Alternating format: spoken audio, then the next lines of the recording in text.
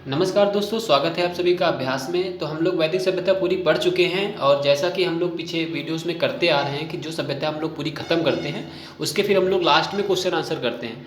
तो I hope कि आप लोगों ने वैदिक सभ्यता पूरी बहुत अच्छे से पढ़ी होगी और अगर आप लोगों ने अच्छे से उसको पढ़ा है तो जो भी क्वेश्चन उसके बन सकते हैं या फिर जो भी क्वेश्चन आपके पॉइंट ऑफ व्यू से इम्पॉर्टेंट हैं उन्हीं क्वेश्चनों को हमने इस सीरीज़ में रखा है।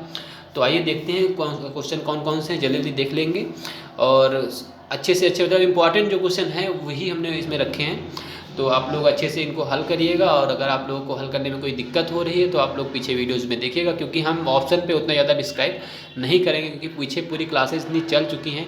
6 की 7 क्लासेस हम लोगों ने ली है वैदिक सभ्यता में। तो आप लोग आई होप कि सारी वीडियोज़ अच्छे से देखी होंगी तो आपके क्वेश्चन आंसर बहुत अच्छे से हो जाएंगे। आइए हम लोग बढ़ते हैं अपने वीडियोज़ की आगे। तो जो पहला क्वेश्चन है हम लोगों का, आर्य शब्द इंगित करता है। अगर हम आर्य शब्द की बात करें तो आर्य शब्द हम लोगों ने सबसे पहले वीडियोस में ही बात करी थी आर्यों के विषय में, तो उस पर ज़्यादा इतना सोचने की बात नहीं है। ना तो एक यायावरी जन थे, ना तो भाषा सूचक कोई शब्द है, ना तो नर जाति समूह है, या एक श्रेष्ठ वंश के लोग होते थे, जो महान लोग होते थे उनको हम लोग आर्य कहते थे। तो इसका आंसर हमारा 4th सही हो जाएगा। ठीक है, आगे बढ़ते हैं। एक मिनट रुक जाइए, थोड़ा कलर चेंज कर लेते हैं। ठीक है, डन। तो आगे नेक्स्ट, सबसे पुराना वेद है। अगर हम सबसे पुराने वेद की बात करें तो हमारा जो वैदिक सभ्यता है वो 2 पार्ट में डिवाइड था। इन लोगों पे हम लोगों ने बात करी। एक हमारा उत्तर था, एक हमारा उत्तर का था, एक हमारा पूर्व थी। तो अगर हम बात करें उत्तर वाली की तो ये हमारी 1000 से 600 BC के आसपास थी और ये वाली मेरी 1500 से हमारे 1000 के आसपास थी। तो हमारा जो पूर्व वैदिक काल था इसको हम ऋग वैदिक काल भी बोलते हैं। जो हमारा पूर्व वैदिक काल था इसको हम लोग ऋग वैदिक काल भी बोलते हैं। तो ये इसका मतलब जानने का मात्र एक ही स्रोत था, वो हमारा था ऋग्वेद। तो नॉर्मल सी बात है, सबसे पुराना वेद कौन सा है, वो हमारा ऋग्वेद है। ठीक है, आगे बढ़ते हैं। तो अगर त्रय नाम है, अगर हम बात करें वेद त्रय जो होते हैं ना, तो वेद त्रय में कौन कौन से वेद आते हैं।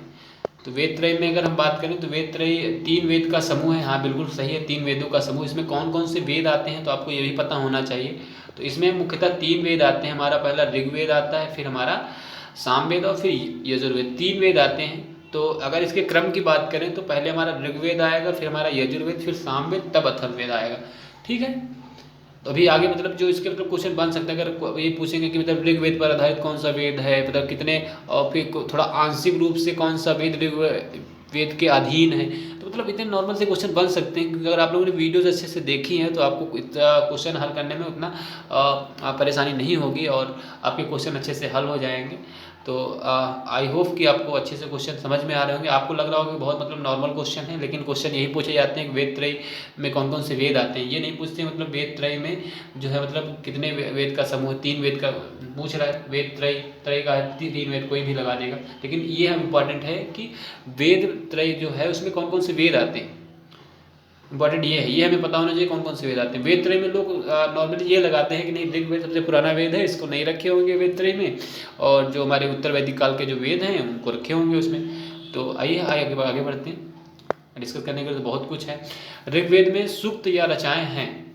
अगर हम ऋग्वेद की बात करें तो उसमें मंडल टोटल कितने हैं, मंडल उसमें टोटल 10 हैं। 10 मंडल हैं ऋग्वेद में, 10 मंडल हैं। 10 मंडल के बारे में हम लोगों ने अच्छा मतलब बहुत अच्छे से उसको डिस्क्राइब किया है कि हाँ पहले मंडल या फिर दूसरे मंडल या फिर तीसरे मंडल की मतलब जो भी संकलनाएँ हैं, और या फिर अगर हम बात करें 9वें मंडल में क्या है, पुरुष सूक्त है, फिर सोम रस का मतलब किस में बात हुई, मतलब सोम की बात किस में हुई। तो सारी चीज़ें हम लोगों ने अच्छे से डिस्कस करी है ऋग्वेद के बारे में। अगर ऋग्वेद की बात करें तो इसमें सूक्त या रचनाएं कितनी है, तो इसमें 10 मंडल हैं। और अगर बात करें सूक्त या रचनाओं की बात करें तो 1028 जो है इसमें सूक्त हैं। अष्टक की बात करें तो उसमें अष्टक हैं, और अगर मंत्रों की बात करें उसमें मंत्र भी हैं। तो हमने ये भी बोला था कि एक सूक्त में लगभग 3 से 300 मंत्र आते हैं। ठीक है, एक सूक्त में लगभग 3 से 300 मंत्र आते हैं। अगर टोटल मंत्रों की बात करें, टोटल मंत्र कितने होंगे, तो मंत्र टोटल हैं 10,580 मंत्र हैं टोटल। और प्रत्येक मंत्र में मैंने बोला था अग्निदेव की उपासना की गई है। तो मतलब ऋग्वेद जो हमारा है या फिर हमारे वैदिक सभ्यता है वो अग्निदेव पर ज़्यादा है और इंद्रदेव पर, मतलब दो देवताओं की ज़्यादा वहाँ पे उपासनाएं हमें देखने को मिलती हैं। ठीक है, और अष्टक की बात करें, हम लोग अष्टक की बात करें तो टोटल 8 अष्टक है उसमें। आगे बात करते हैं, उतना मतलब डिस्कस करने वाला नहीं है क्योंकि हम लोगों ने पीछे बहुत अच्छे से डिस्कस किया है। अभी तो हम फिर भी बता रहे हैं कि हाँ ये थी, अगर आप लोगों ने वीडियोस देखी तो आप लोग को तो मतलब आपके माइंड में तुरंत क्लिक होगा कि नहीं हाँ ये सही था। इसका सोम को समर्पित है। अगर हम बात करें सोम रस को कौन सा समर्पित है, तो सोम रस को नवा मंडल हमारा समर्पित है। हमने हर एक मंडल के बारे में भी आपसे डिस्कस किया है कि नवे मंडल में क्या था। इसमें ये टोटल नवा जो मंडल है ये सोम को समर्पित था। अगर हम बात करें चौथा मंडल, उसमें भार्गव जो है उनके द्वारा संकलित की हुई चीज़ें हैं। अगर वंश या फिर ऋषि मंडल की बात करें तो उसमें वेद व्यास आते हैं, जो हमारा तीसरा मंडल है। हमारा जो तीसरा मंडल है उसमें अगर बात करें तो उसमें वेद व्यास द्वारा गायत्री मंत्र भी आगे क्वेश्चन भी आएगा कि गायत्री मंत्र किस मतलब वेद से संबंधित है, तो वो ऋग्वेद से संबंधित है। और किस मंडल में आता है ये भी हम लोगों ने बात करी है, तो हम लोगों को उतना डाउट होना ही नहीं चाहिए। अगर बात करें सातवें मंडल की, तो सातवां मंडल जो हमारा वशिष्ठ है, जिसमें मतलब सातवें मंडल में ही ये बताया गया 10 राज्य। अभी आगे आगे आगे आगे मतलब एक क्वेश्चन भी आएगा कि 10 राज्य जो युद्ध था किनके मध्य हुआ था। इसमें राजा सुदास थे, उनके मध्य जो उनके जो मतलब विपक्ष में जो लड़ रहे थे वो टोटल 10 लोग थे। इसमें 5 श्रेष्ठी 5 अदर, मतलब सारी चीज़ें हम लोगों ने अच्छे से क्लियर की। अगर पाँचवें मंत्र की बात उसके मंडल की बात करें तो पाँचवा मंडल जो हमारा है मतलब बिल्कुल इसको कहते हैं मतलब प्राचीन मंडल है। बस इसमें मतलब खास बात पाँचवें मंडल की है कि एक प्राचीन मंडल था। तो टोटल ये हो गया सब। तो आपकी अगर आप लोगों ने अच्छे से क्लासेस देखी तो आपको समझ में आता रहेगा, नहीं देखी तो एक बार फिर से क्लास देखिए, आप क्वेश्चन आंसर करिएगा, आप अच्छे से सॉल्व होंगे। कौन सा वेद ऋग्वेद पर है? देखो पूछ लिया कौन सा वेद ऋग्वेद पर आधारित है। तो अगर हम ऋग्वेद की बात करें तो ऋग्वेद पर अगर आधारित उसकी बात कर रहे हैं तो ऋग्वेद पर हमारा आ जाएगा सामवेद। सामवेद आधारित है ऋग्वेद पर। आगे बढ़ते हैं, ज़्यादा उसकी बात करने की सोचने की वही है नहीं, यजुर्वेद अथर्ववेद ब्राह्मण सब कुछ नहीं है। आगे बढ़ते हैं, लौह धातु की प्राप्ति के प्राचीनतम प्रमाण मिले हैं, इसकी भी हम लोगों ने बात करी थी कि एटा जिला है, अतरंजी खेड़ा लौह का प्रथम साक्ष्य है। और लौह के जो मतलब प्रयोग किया गया है, लौह को वो उत्तर वैदिक काल में प्रयोग किया गया है। आगे बात करते हैं,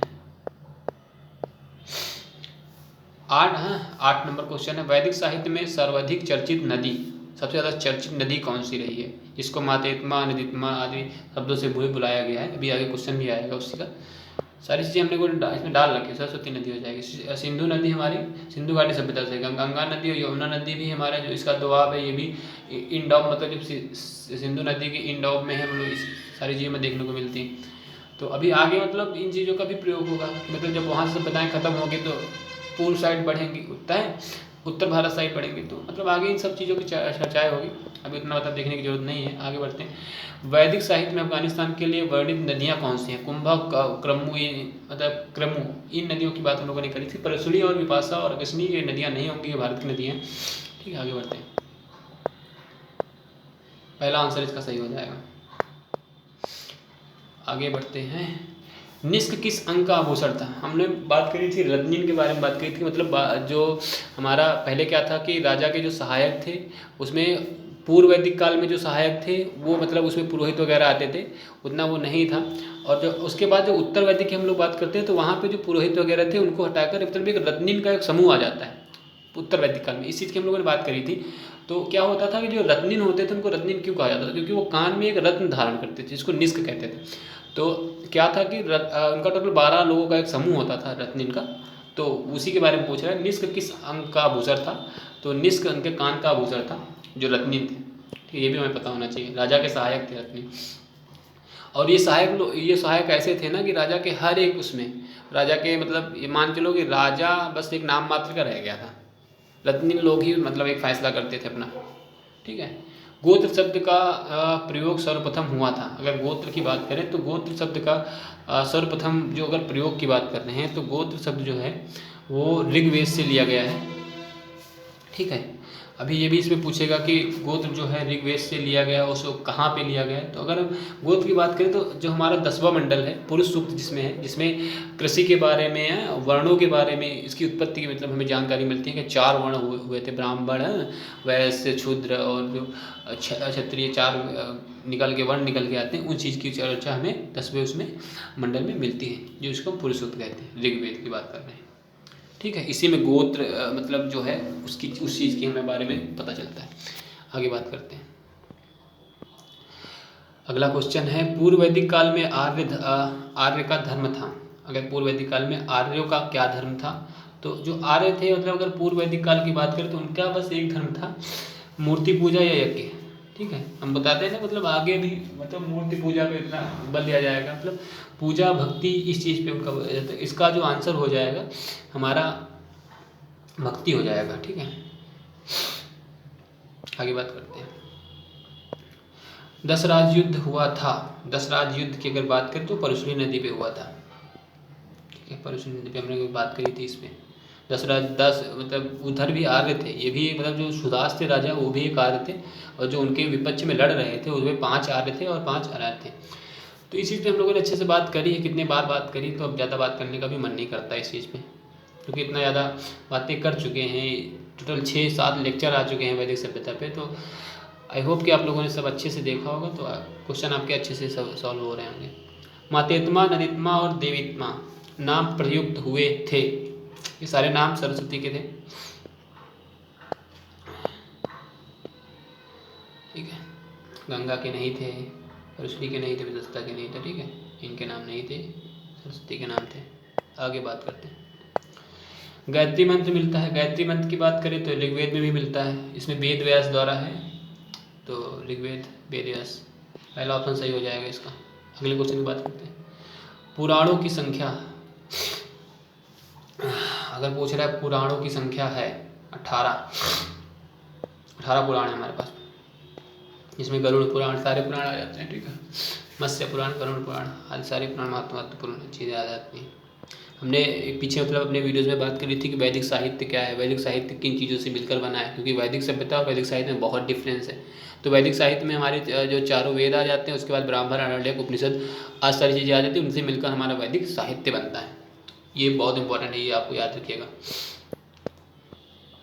ऋग्वेद में सर्वाधिक मंत्र संबंधित हैं। ऋग्वेद में अगर ऋग्वेद में सबसे ज़्यादा मंत्र जो हैं वो किससे संबंधित हैं, हमने बोला था अभी, मैंने पहले क्वेश्चन या फिर दूसरे क्वेश्चन में इस चीज़ की बात करी थी कि जो मतलब जितने भी मंत्र थे वहाँ पे हर एक मंत्र में, प्रत्येक मंत्र में अग्नि की उपासना की गई है। प्रत्येक मंत्र में अग्नि सही हो जाएगा।